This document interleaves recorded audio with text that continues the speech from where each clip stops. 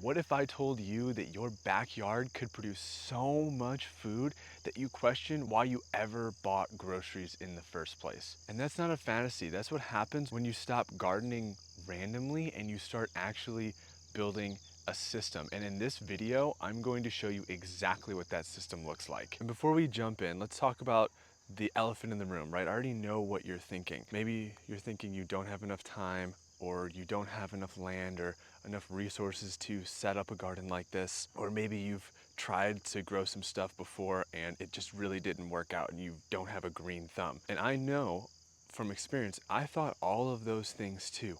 And I'm not farming acres here, right? This is a small 40 by 40 foot garden. You don't need a lot of space to really grow a lot of your own food. And I built this entire garden while working a full-time job, all in my free time. And with the right system, you don't need to buy all of this expensive stuff either. And the reason gardens usually fail to produce a serious amount of food isn't because of lack of time or land.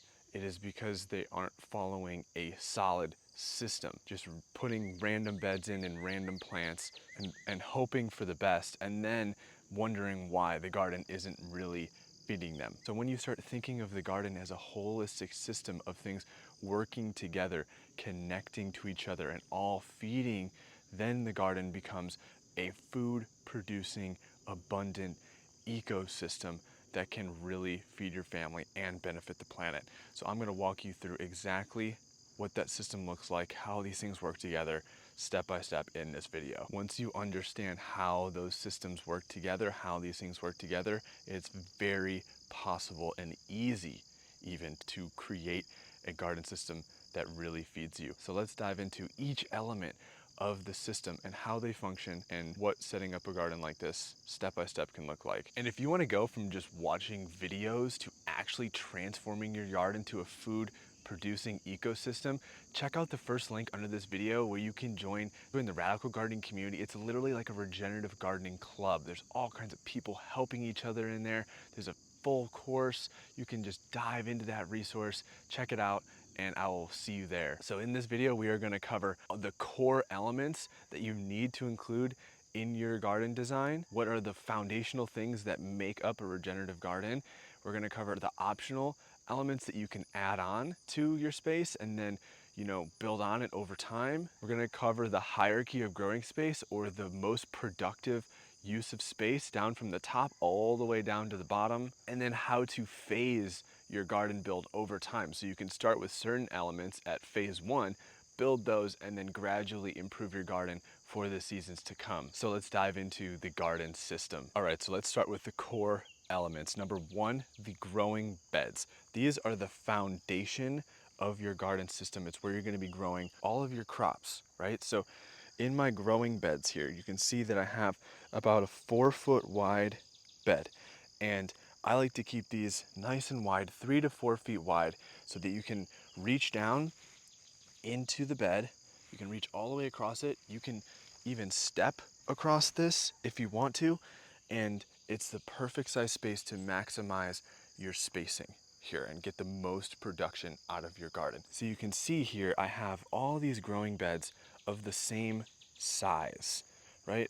And I like to have growing beds all the same size because that allows things to be systemized and spaced evenly. I can structure my irrigation system, my hoop covering system, all my weeding tools. Everything can be very standard size, and that really helps with maintenance and efficiency in managing the garden space. So I have all of my standard size growing beds. This is like about 4 feet wide, and that's about 15 feet long. So obviously it depends on how much space you have in your garden size space. So we have our growing beds. I also have growing beds all around the perimeter of the garden. So the entire perimeter of the garden space is growing beds. And this size bed I only have as 2 feet. So this is 2 foot, so I can reach all the way to the back of that space. And that 2 foot edge bed goes all the way along the perimeters. And then the rest of the space, I have my 4 foot wide beds. I also have my 2 foot wide growing bed on the edge of the greenhouse there. That helps me maximize space. I have my gates, of course, and then I have another 2 foot wide all the way down to this dunk barrel and along the backside of that fence. You can see that bed, and then I have a path, bed, path, and that just works all the way down the garden space. So I like to call these permanent raised beds. And the reason I call them permanent in-ground raised beds or permanent in-ground beds is because they stay there forever, right? I don't till them, I don't change them up every year. I improve them year after year. And you can see that they're slightly mounded. So I like to slightly raise these by digging out the pathways and mounding them.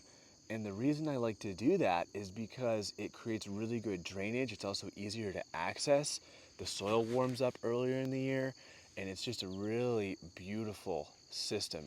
Obviously, you could also do the same thing with raised beds. So you could have the same garden design here, except you're edging these beds, and you can put wood along the side and frame out these beds. I haven't done raised beds in here, but that's totally an option that you can use raised beds instead of in-ground beds in a similar garden design setup. And then of course you have your pathways. So all my pathways are wood chipped. These are 2-foot wide pathways, and these are structured to be able to easily access the garden at any point. So this major pathway in the middle here is 3 foot wide, and I have a 4 foot wide gate. So this allows me to move through the space with a cart, right? And I have this main central pathway, and then the rest of my pathways through here are 2 foot wide. And that just allows me to get a wheelbarrow in here. It allows really ease of access with tools or crates for harvesting. You could even go potentially smaller in these pathways, like 1.5 feet is as small as I would go in the pathway. So the main things you're gonna start laying out in the beginning are your beds and your pathways in terms of spacing, sizing, and all that stuff. Also really important to note here that these pathways are permanent. Why do we have garden pathways rather than just having this whole area in all beds in production? Well, when you walk onto the garden, it creates compaction. Your body weight compacts the soil. You don't want to walk or step on your garden beds because it creates soil compaction. So we're only walking on the pathways and compacting the pathways. It gives us a clear delineated place to walk. Then we have our compost system. And this is the next foundational element because you need to have a system for turning food waste and plant matter and material into fertility into your garden. This is like the engine of the garden soil fertility system, right? So all this is a simple pallet composting system. 2 to 3 bays is what you're gonna need to have multiple stages of decomposition. Yeah, I got these pallets for free from Lowe's. Like you can pick up pallets and build a compost system for super cheap and easy. I put this compost system here because it's closest to the house, so people in the house can come walk through the pathway and dump their vegetable scraps without actually even entering the garden. You can just dump them right over the fence, right over here, and the house is right behind me to have an easy access. You really want your compost to be really easy to access because it's one of those places that you're going to visit quite frequently, and you want to have enough space in front of it to be able to turn and flip your bins. That's why I have this wire cage, so I can just pull this right off. I can move that center pallet, I can remove that and flip my bins. And you can see I actually utilize my compost bin by planting squash into it, which is really fun. You don't necessarily need bins. I like this because it really helps contain the compost. You could just make a pile near your garden or in your garden. I like to have the compost bin in the garden because the compost I'm moving throughout the garden space and utilizing, and so it's the most efficient place to put it. And there's so many other amazing soil fertility systems that we're gonna cover, but the simple compost pile is something that you're definitely gonna want to include as a core element and core area in your garden or around your garden. All right, the next core element is the water system. So you're gonna need a plan, a strategy to water your garden in times of drought. When you're trying to get seeds to germinate, you need a water system, right? So the easiest way to do this is to connect a hose to the spigot of your house, and you can just run a sprinkler or run a hand waterer from that.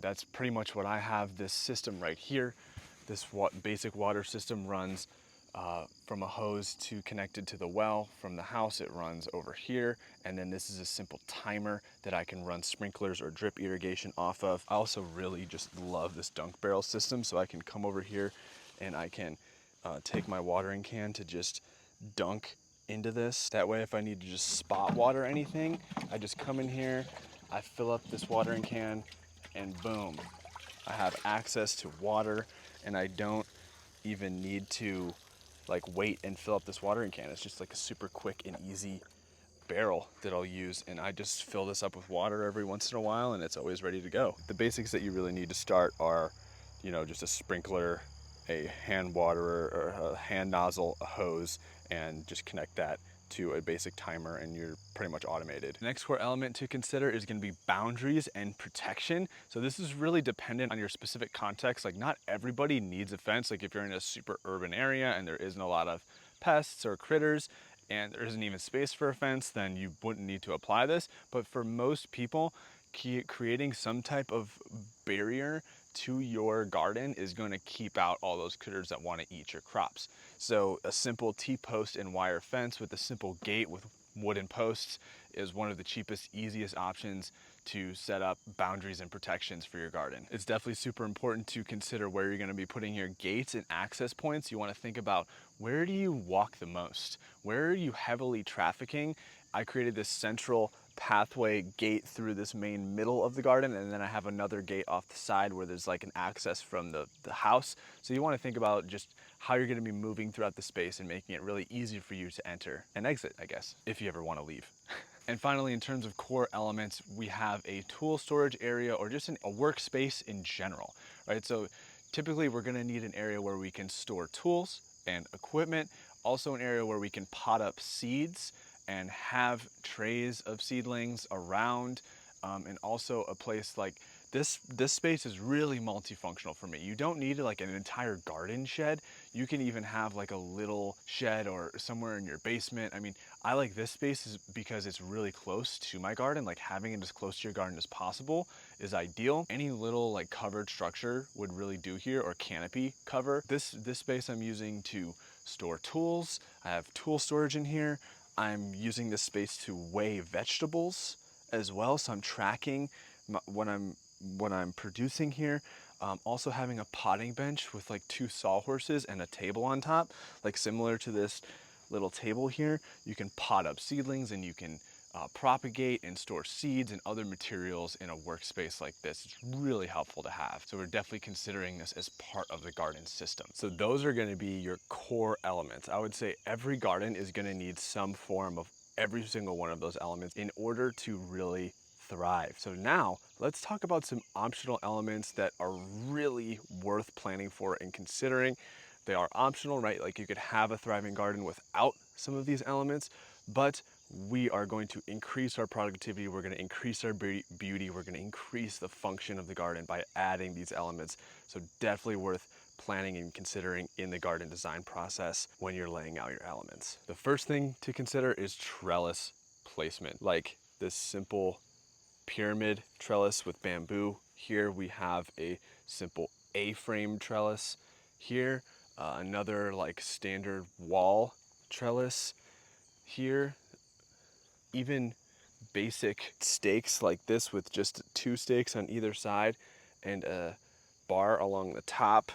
I also have a simple T-post trellis with a wire in the greenhouse supporting my tomatoes. So with all of these trellis systems, what we're doing is we're increasing our growing space because we're growing vertically. So what this does is it creates a lot more productivity. You can essentially grow twice as much food in one space with using vertical growing space. Very valuable growing space to be using trellises. I would highly recommend it, and they're really easy to set up. All you need is some bamboo or some posts to really set up a trellis. Also, using your fence as a trellis. I mean, literally this whole perimeter is essentially a trellis. Growing up this and utilizing your fence as a trellis is a really smart move. As you can see, I also use my compost bins as trellises. Any vertical walls or structures or sides you can start to use as vertical growing space. The trellises also create such a visual stimulus in the garden. They create height and structure, and they create a lot of beauty. So you can think about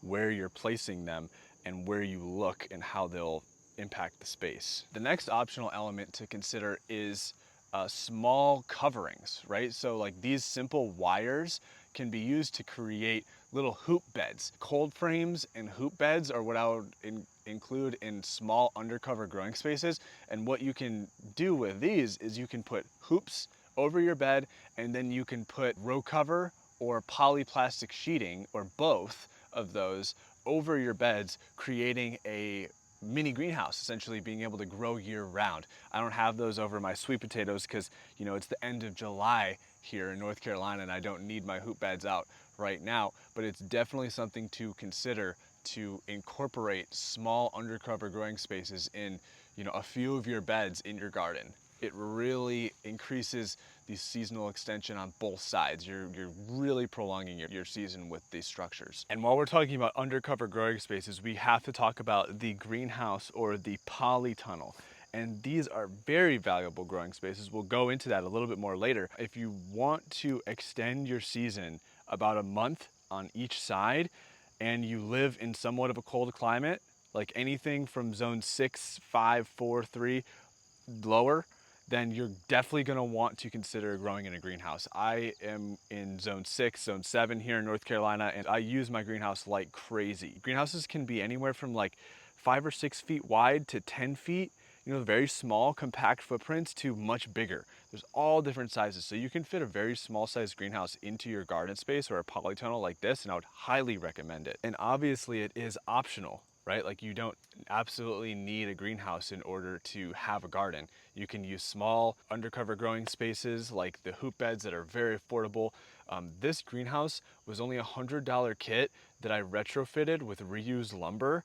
So, I mean, there's maybe like 200 bucks into this greenhouse kit. So you can do it for super cheap, you know, and this thing is pretty solid. Like, I structurally built this thing, added a bunch of reinforcements on it, because if I just left the $100 kit, it probably wouldn't survive. But you don't have to spend thousands of dollars on a greenhouse in order to have, you know, year-round growing. And then I would look at including a perennial layer. All of these crops you see around me in here are annuals, and this is the first year of the garden. I planted all these annuals this year. You have to replant them, and over time I'm incorporating more perennials into the space, medicinal herbs and flowers and fruit trees in very contained ways. So that's something that I'm going to be evolving over time, and you can consider that in your design. A really easy low-hanging fruit option for this is to create an edible perennial border. Perennials are going to stay in the same place for many years. So that's why I like to allocate most of my garden space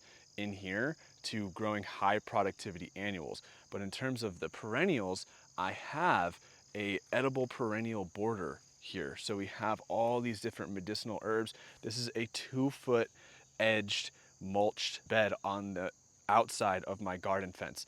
So this does multiple things. This allows me to maintain this edge so grasses aren't creeping in under the fence and just getting into my beds. It makes it impossible to maintain. And then I'm establishing these perennials, which can then also outcompete any of the grasses trying to creep in. So we have like rosemary and oregano and sage, and I planted some annual zinnias in here, and we have Egyptian walking onions, it's a perennial onion, and strawberries. Opportunities are endless. Soft fruits, perennial trees, like all kinds of berries you can grow on this edge. So having a mulched edible perennial border is a really easy way to start including perennials into your garden space in general. And then if you're going to include them into your beds, I would look at like end caps, you know, starting with like end areas of perennial herbs, or even potentially corners. I'm planning on putting in a espalier fruit tree, so it's like growing a fruit tree on a fence in the garden in here. And then I'm just going to be increasingly adding more perennials as I experiment and grow in this space. So now let's talk about the hierarchy of growing space. This is a way of organizing your garden in terms of the most productive growing spaces, and then the growing spaces that are the least productive. And that way you can manage your planning and design around the most productive growing structures and spaces that you have in your garden. I learned this from Hugh Richards, and I absolutely love this framework of thinking about the garden space. So number one, the king of productivity in the garden is the large undercover growing spaces. So these are polytunnels and greenhouses. The reason that these are the most productive growing spaces is because you can grow in them year round. So you can get the most production out of these spaces. In the greenhouse here, I'm gonna be growing all my warm season vegetables. I have my tomatoes and eggplant and peppers growing in there in the summer, just like pumping out loads of food. And then I've transitioned in the fall into winter greens like kale and collard greens and lettuces and cilantro and arugula and spinach and all those greens. I'm growing this all year round, transitioning and just constantly growing in large undercover growing spaces. Those are the highest up on the list in the hierarchy of growing space. Those you want to allocate the most full sun areas to these growing spaces. Next on the list, we have our small undercover growing spaces. So these are cold frames and hoop beds. Any small undercover growing spaces that are on the beds themselves, these are very low cost and high impact. You can also grow all year round with just small undercover growing spaces. So these are extremely valuable, and we're gonna wanna plan our garden incorporating these and also planning for having maximized bed space. So if you have a hoop bed, if you have a covered bed, making sure that space is always in productivity and always growing something is really key. The next layer of productivity is the beds with trellises. So we have polytunnels, we have large undercover growing spaces, we have small undercover growing spaces, then we have vertical growing spaces. These are your next most productive spaces because you're able to access that third dimension, that vertical growing in your beds. So we're gonna wanna maximize crops growing vertically as well in terms of productivity in the garden. Then you have your standard beds. These are the next layer of productivity. These are just your regular open growing beds like this. These beds are where you're gonna be growing your staple crops. They're also very highly productive. The next layer of productivity down underneath your growing beds are gonna be your edges and your corners and your borders. So make sure that you don't underutilize these spaces. They are very valuable as well. So you're gonna wanna maximize your production in your edges and your corners and your borders. They are somewhat underutilized, and that's why they're a little bit less valuable in terms of the growing space, but definitely still can be very highly productive. The next layer down is going to be containers. Containers are less productive than your main growing beds, but they can still produce a lot of food. Totally. You can place containers in underutilized spaces. You can put them on the edges of pathways. The great thing about containers is that they're flexible and you can move them around a little bit. They are a little bit more intensive in water and fertility. You have to manage that really well. And then at the very bottom of the hierarchy of growing space, we have shade. So shade is going to be utilized for leafy greens, or cold season crops, and also compost bays and water tanks are really great elements to put into shade areas because you can have shade over your compost, it's not going to affect it. You can have shade over your water tank, it actually will help it from like having algae and stuff in it. So having shade is really great for that, but we're going to want to allocate that because it's the least productive of growing space. So we're going to want to put the least amount of growing space and our least valuable crops in it. So now let's talk about phasing the garden over time. Right? You do not have to build an entire garden like this in 1 year. I built this garden in 4 months, so it's definitely possible, and that was all on my own free time, right? Outside of my full-time job. But if it overwhelms you to think about doing something like that, you can start with the core elements first, right? Your growing beds, your pathways, your water system, your compost system, that's all you need. You can add a simple fence if you need to add some protection from any critters and start there. You can use all these elements to create your garden design in your plan, and then you can slowly build it over time. Right? It's important to make your map, make your design, make your plan, and then just slowly build it at whatever capacity you have, starting with the core elements, and then you move into adding those optional, awesome additions going forward, right? You can add your trellises, you can add your cold frames or your hoop beds or your greenhouses and additional infrastructure that's really going to make your garden pop. It might be gates and fences after that too. You can start with just the basics. Build it up over time and don't get overwhelmed with it. You can build a garden like this over 3 seasons. I mean, that would be amazing, right? In 3 years you have an abundant producing garden that's really thriving. So that is the whole overview of all of the garden system to really create a garden that's going to feed you and your family consistently, right? This garden space, a 40 by 40 garden space, can feed a family of 4 all year round. And if you want to dive deep and if you're serious about turning your backyard into a thriving food system like this, hit that link below and join the radical gardening community where all these regenerative growers are collaborating with each other. There's that course in there, there's workshops. This is the one-stop shop. There's no more need for gathering information from random YouTube sources. There's no more need for overwhelm. I mean, we're talking about really supporting you step by step along the way and having the most success and not having to go through years of trial and error. So click that first link and I will see you in the community. And if you like this video, you're definitely gonna like this next video right here up on the screen that you can click and watch and learn more about what is the regenerative garden, how it grows, and build this skill set for yourself and your family for a lifetime.